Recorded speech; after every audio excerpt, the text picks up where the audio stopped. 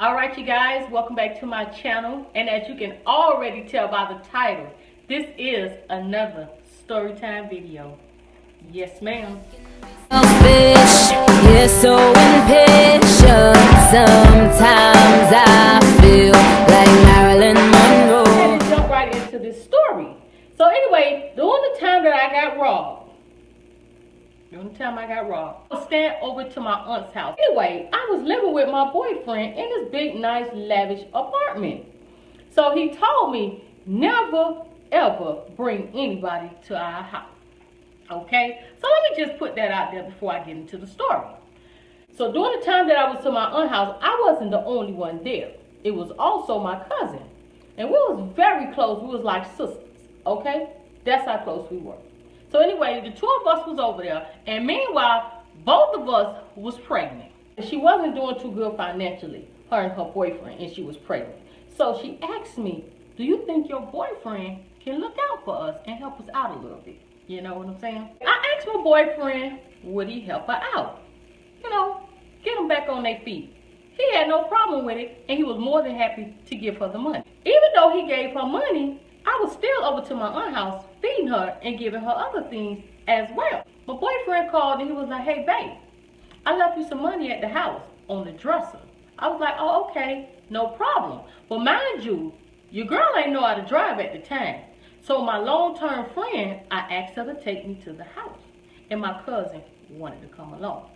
Now mind you, I already told you guys, he said, don't take nobody ever, nobody or anybody ever to the house, okay?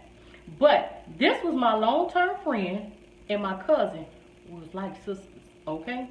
So they don't fit the description of nobody or anybody. So I took him to the apartment and totally disregarded everything that he said. We get to the apartment and on the dresser was the money that he left me. It was a stack of money.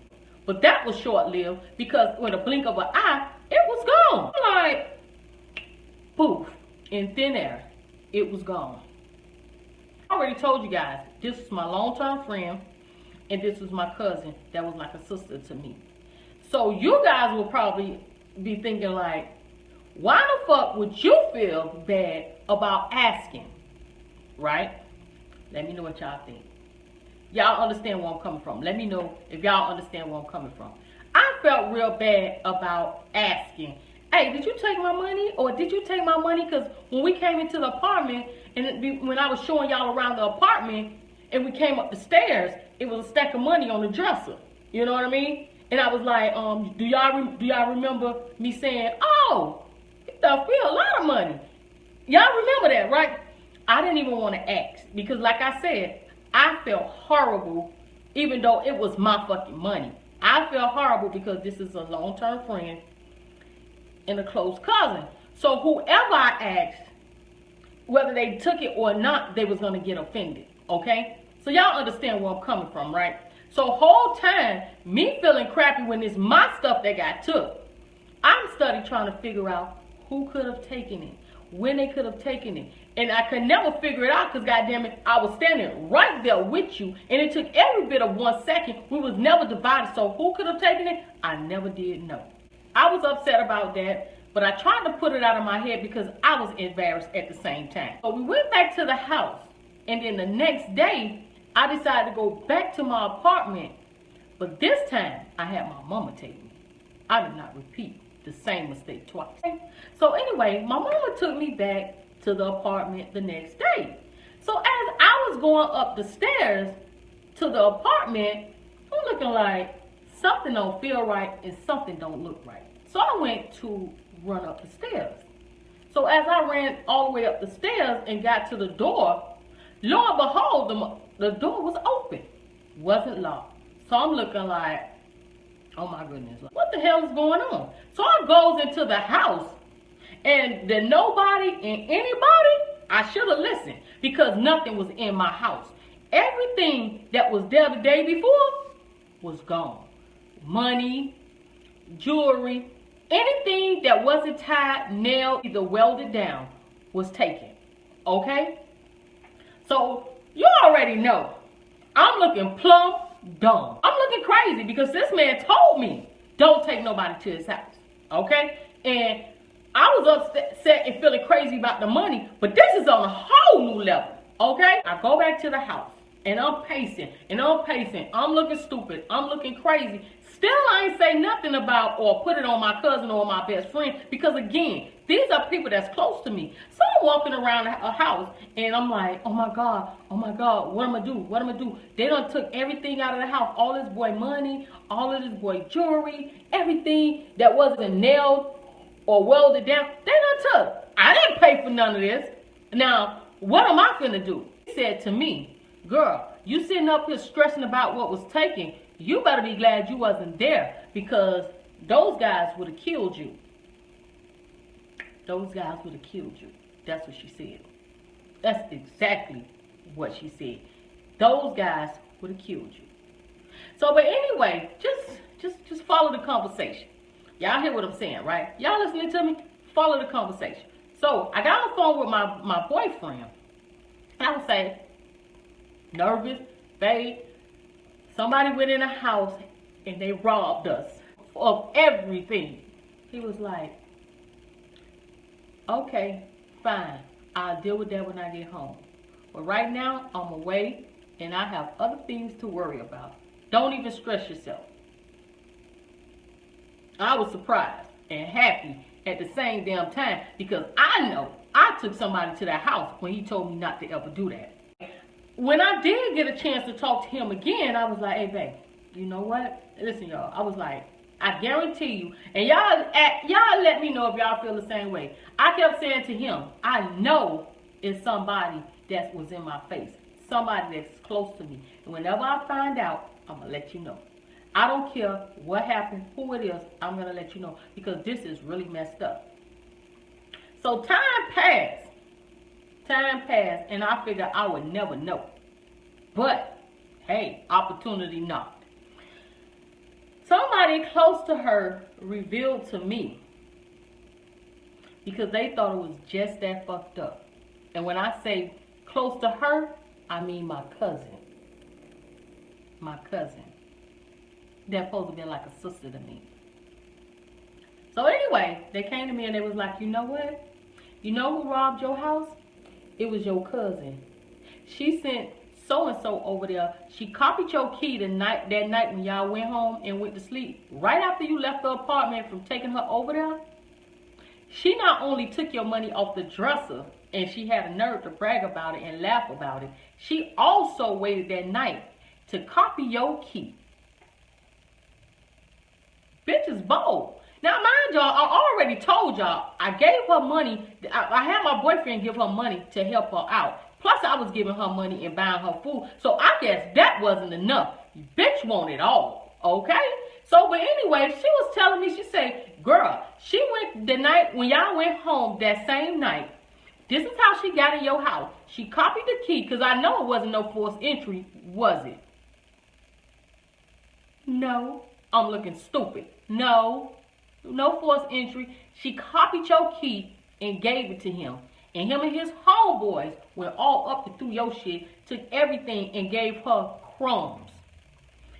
So now, on top of this, to add insult to injury, she was still in my face, still talking to me, still eating off my plate and showing me little things that she was buying. Hey, look at these earrings I got. Look at these gold teeth I got. Look at this fly jacket I got. Me was like, oh, that's so nice. Girl, you look good. I love that hat. I love them earrings. Oh, that jacket is fly to the gods. Like, oh, my goodness, yes. Yes, ma'am, you doing it. That looks real nice. Happy to see the girl finally able to get something. I'm thinking the money that I voluntarily gave to her, she had invested wisely and made a come up. But no, the money she took from hitting my ass across the head is what she got all of this stuff from. Yes, ma'am. She went, and the money from them robbing the house, they gave her a little bit of money. They gave her like $2,000, $2,500 something. I know it wasn't a lot compared to what they took. The jewelry alone, okay? And then money that he had in there. All of the stuff that they took out of there. They had a lot of money and they gave her a little bit of money, right? Insult to insult to insult to injury. Okay? You would think I helped you out and that wasn't enough. That's insult enough, okay? Then I'm steady taking care of you. That's continued insult. Then you robbed my house. That is continued insult. How much do you think a girl can take? I guess she felt like I was Muhammad Ali and I could take all the blows she dealt, because that was not the end of it. When the girl told me, hey, look, your cousin is the one who broke in your house and she copied the key and gave it to the boys, I was like, still, I felt fucked up. I felt horrible. I was just so overwhelmed with grief. Like, my cousin, that's like my sister, that's just like your child. Y'all know what I'm talking about, right? Y'all understand what I'm saying. Somebody that's so close to you to do something so evil. I couldn't even bring myself still to say nothing about it. Forget about the money that she stole off the dresser. I couldn't bring myself to terms to say anything to her about robbing my house. And I kid you not. I walked around in a daze. She was still around me and she kept saying, hey, look at this, look at this. Study coming to me on another occasion showing me stuff. But at this point, after me hearing this information, I didn't want to be bothered. I'm saying to her, listen, leave me alone. Leave me alone. Leave me alone. Just leave me alone. Okay? So she was like very forceful. So she was like, what's wrong with you? I said, listen, just leave me the fuck alone. You robbed my house and you still in my face and I don't appreciate it. Just leave me alone, okay? That's what I said. And you would have thought the average person would have said, you would have thought that she said something that goes along these terms. I ain't robbed your house. What you talking about? Girl, how could you even say something like that? Oh my God, do you really think I would do that? But no, bitch, that's not what she said. It went more along these lines. Oh, bitch, I'll call him over here on you. Are you kidding me? You robbed my house and then you gonna get mad because I don't appreciate it and I'm getting mad because you in my face and you robbed me. You tell me, not that you didn't do it, but you told me I'll call him over here on you. I was so pissed. I said, do whatever the fuck you want to do, because ain't nobody gonna touch me. That wasn't the end of it. Sister girl made do on her threats. She called the nigga, she called the dude over there. So I'm walking down the street. She started following me because I don't want to be bothered. Leave me alone. She called the dude and she's on the phone following me so she could tell the dude exactly where I'm at. Yes, ma'am. She followed me down the street while she called the dude. Y'all heard me.